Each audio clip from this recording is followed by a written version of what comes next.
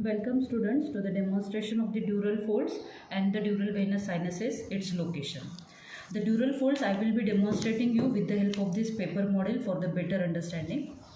The cranial cavity, it is nothing but the interior of the skull bone, which is the highest placed cavity in the body. The cranial cavity consisting of the brain and the three protective coverings called as meninges, 12 pairs of the cranial nerve, 4 petrosal nerve, internal carotid artery and the branches of the vertebral artery. The brain, it is covered by the three protective covering called as meninges. From superficial to deep, these are dura mater, arachnoid matter and the pia mater. The cranial dura mater is having two layers. Outer one is the endosteal layer which covers the inner aspect of the skull bones, and the inner layer is called as the meningeal layer which covers the brain itself. The outer endosteal layer, it is continuous with the periorbital lining over the orbit. It is also continuous with the pericranium which is present outside of the skull bones. It forms a sheath surrounding to the nerves. One peculiar point you have to remember is the sheath which is surrounding the optic nerve, it goes up to the end, that is up to the eyeball, and it is continuous with the orbital sclera. The meningeal layer of the dura mater, it is folded on itself to form a partition that is called as the dural folds. In such, there are 4 dural folds present in the cranial cavity which divides this cranial cavity into certain compartments. We will study these dural folds with the help of this paper model. The 4 folds or the partition present are: one large sickle-shaped fold of the dura mater is the falx cerebri. A tent-shaped fold of the dura mater is the tentorium cerebelli. A small sickle-shaped fold of dura mater is called as falx cerebelli, and one small circular fold of the dura mater present here is called as the diaphragma celli. The falx cerebri, it is the sickle-shaped fold of the dura mater which is having anterior end which is narrow, the posterior end it is broad.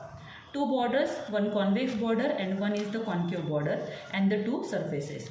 This falx cerebri, it is present in the median longitudinal fissure. The anterior end is attached to the crista galli. So this is the crista galli present.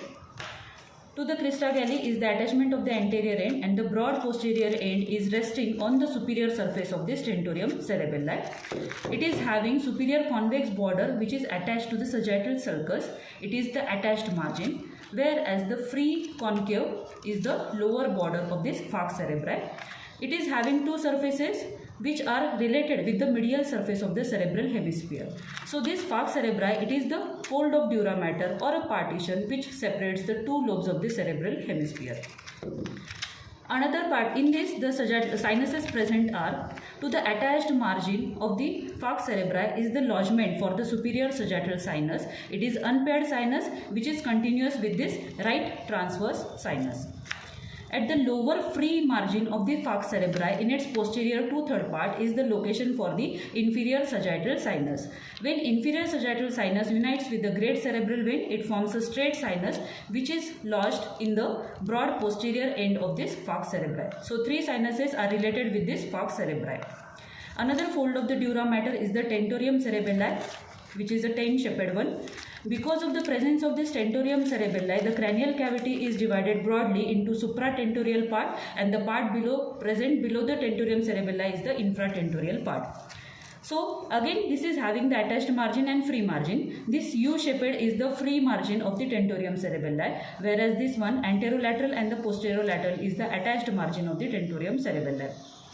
The free margin, its two ends, they are attached to this anterior clinoid process. So these are the anterior clinoid process. This is the posterior clinoid process, the superior border of petrous part of temporal bone, and this is the transverse sulcus.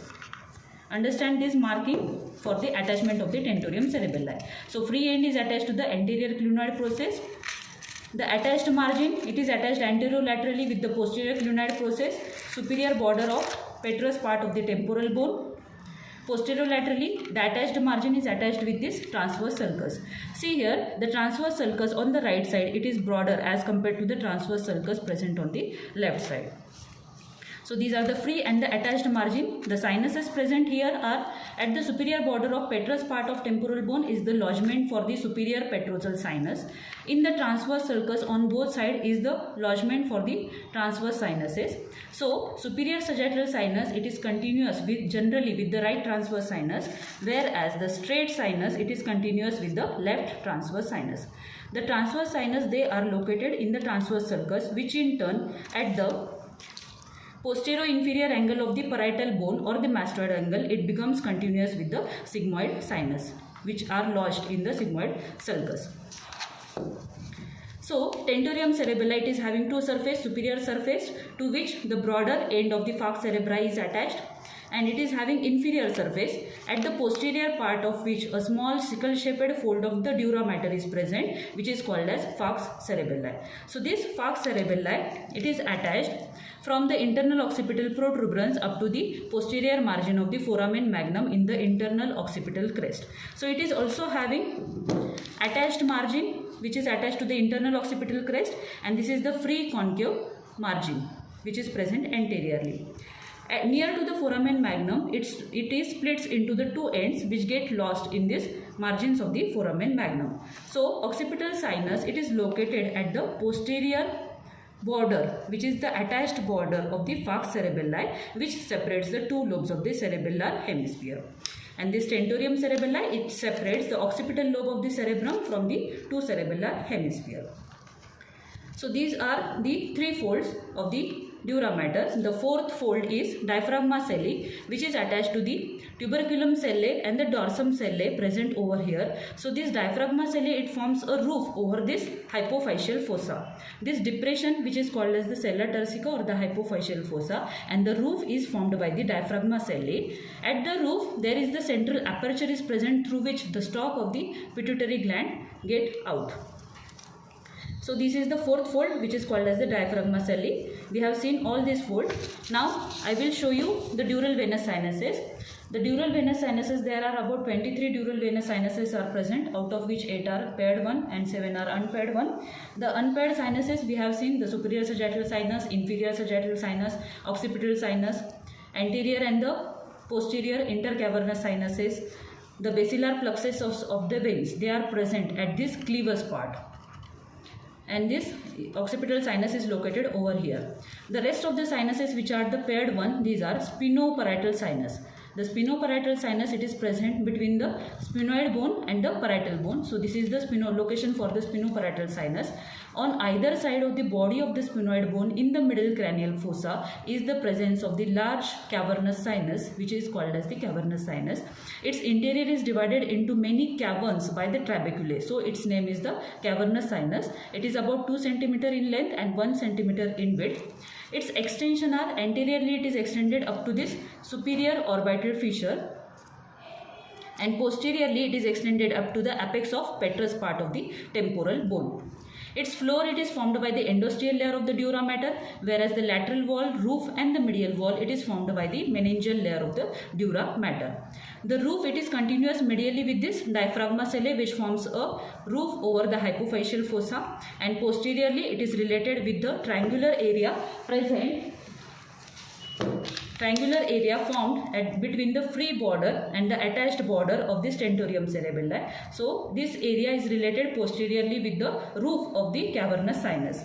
At this triangular area is the piercing of the third and the fourth cranial nerve, that is oculomotor and the trochlear nerve, which get entered here into the cavernous sinus. So this is the triangular depression that we have to know. The cavernous sinus, it is having various draining channel and various communicating channels. The tributaries coming from here are from the orbit, that is the superior orbit ophthalmic vein, inferior ophthalmic vein and central vein of retina, from the meninges in the form of the middle meningeal vein and the spinoparietal sinus. The communication of the cavernous sinus is communicated with the transverse sinus via the superior petrosal sinus. This is the location for the inferior petrosal sinus, which is the petro-occipital suture. So inferior petrosal sinus. So via inferior petrosal sinus, it gets communicated with the superior bulb of the internal jugular vein.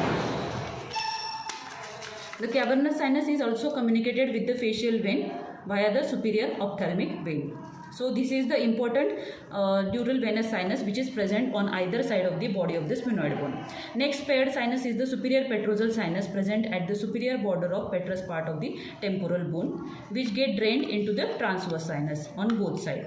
The transverse sinus is present at the transverse sulcus, which get continues as the sigmoid sulcus. It is a S-shaped sulcus, so the sinus present is called as the sigmoid sinus, which get continues at the jugular foramen as the internal jugular vein.